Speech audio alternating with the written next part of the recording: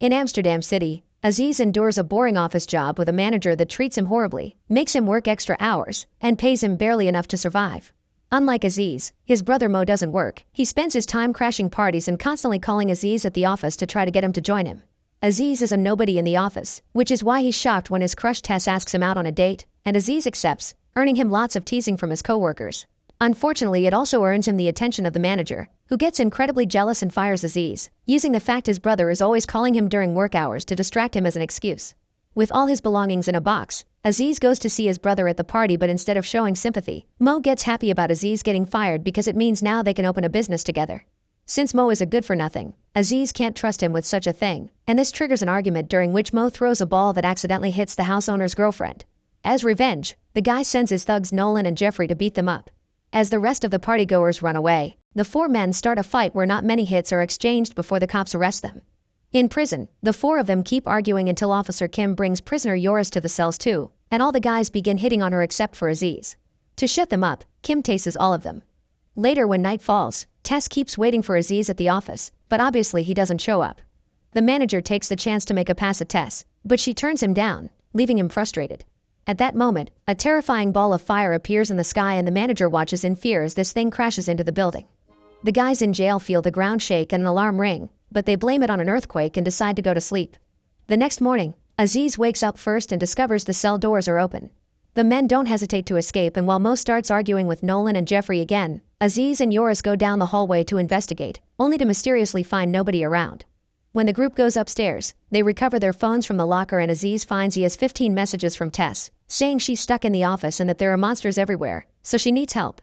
Aziz then realizes the police station is a mess, and when he goes outside with the others, they find the city turned upside down by zombies. In fact, one old lady zombie immediately comes right after them, only to be stopped by Kim, who doesn't hesitate to shoot the zombie before dragging all the guys back inside the station. Then she turns on the TV to watch newscaster Jan explain what happened. It turns out a Russian space probe crashed in Aziz's office building, and the parts that fell all over the place spread a virus in the form of a green slime that turns people into zombies.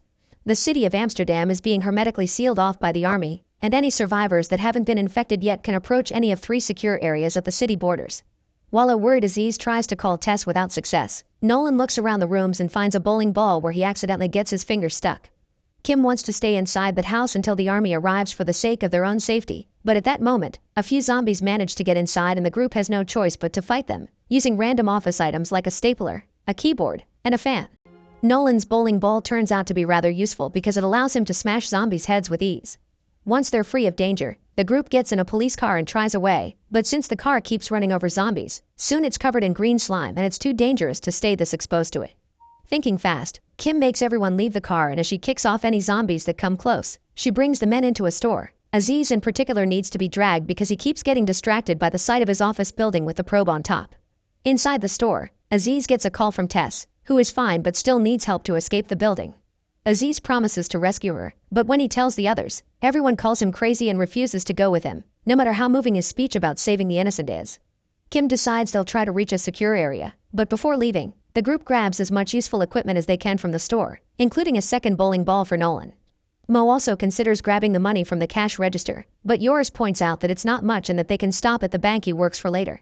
Afterward, the group makes it to a gas station, where they start looking into what car they can take.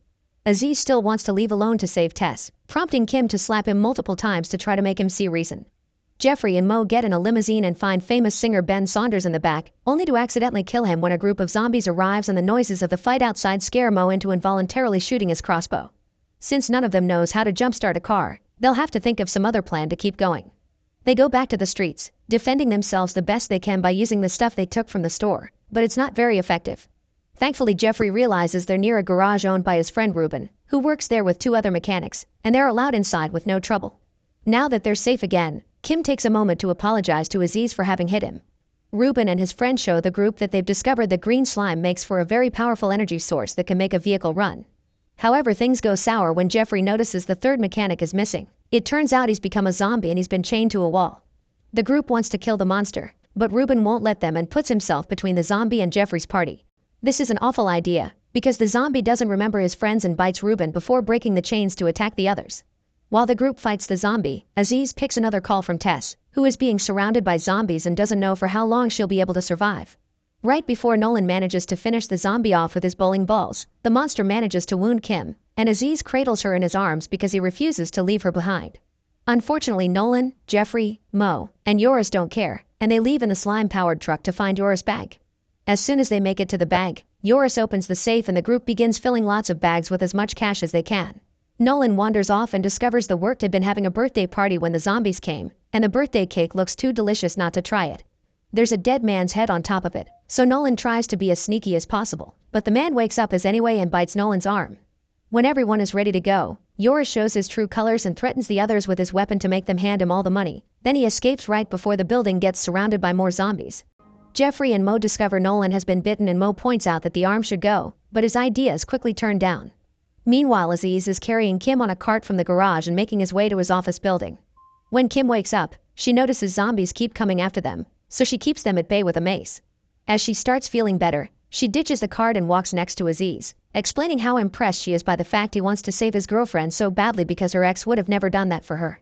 However, when Aziz confesses he hasn't gone on his first date with Tess yet, Kim gets furious and hits him again before refusing to help anymore. At that moment, Aziz gets a call from Mo, requesting help too because they're stuck inside the bag. Kes calls as well, and now Aziz has to choose between the girl he likes and his own brother. At the bank, Nolan is starting to vomit green slime, meaning Jeffrey and Mo have no choice but to kill him off.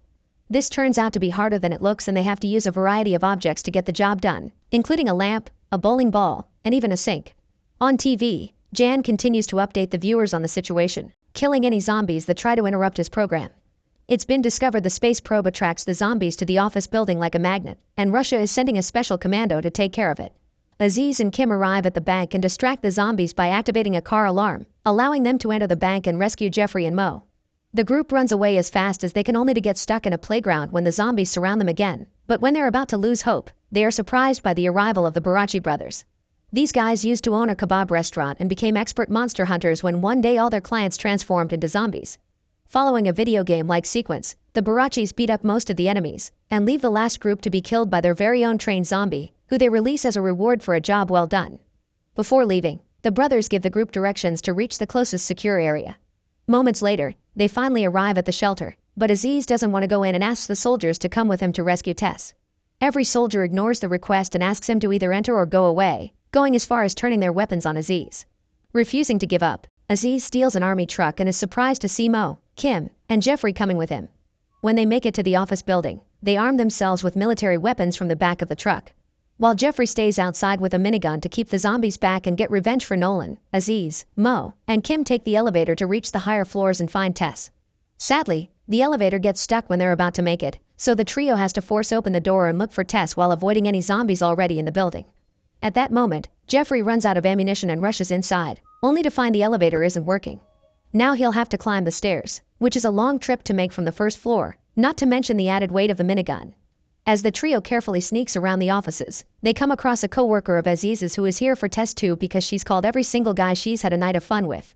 Mo gets furious at the fact they've been putting themselves in danger, but Kim tells Aziz to go ahead and find Tess anyway while she and Mo use their firearms to fight the incoming zombie horde.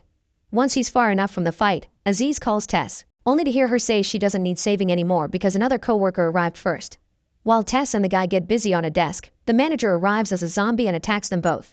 Moments later, Aziz finally makes it to the roof, followed shortly by Mo, who got separated from Kim during the struggle.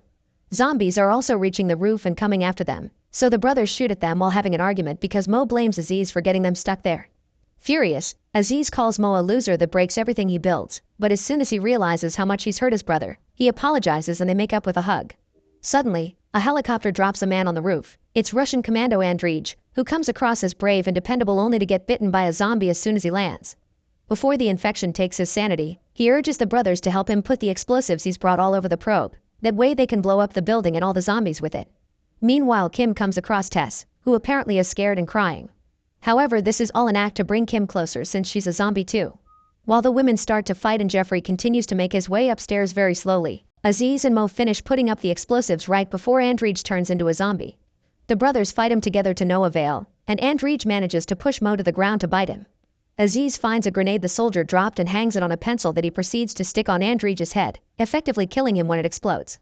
Since Mo has been bitten, he decides to stay behind with the detonator and sends Aziz away, giving him 10 minutes before blowing up the building and telling him to go for Kim instead of Tess because she's a much better person. As he makes his way back into the building, Aziz comes across the manager, who he shoots quickly before turning around the corner and finding Kim killing Tess with a kick to the head. Afterward, Kim and Aziz begin running down the stairs, where they almost make Jeffrey cry when he hears they have to go down again after he climbed all his way up. On the roof, Mo finds himself surrounded by zombies and his gun isn't enough to stop them all. He can't die without finishing his mission, so he detonates the explosives before the 10 minutes pass. The building starts to shake as it is hit by the explosion and the trio has to hurry downstairs while dodging zombies at the same time. Fortunately, they leave the building right before it goes down, finding the Barachi brothers waiting for them in their car to offer a safe escape. Night has fallen by the time the group makes it to the secure area. Kim and Aziz want to celebrate with a kiss, but Jeffrey interrupts them and urges them to enter the secure area not to push their luck. Shockingly, things are not much better inside because the entire army has been attacked by vampires.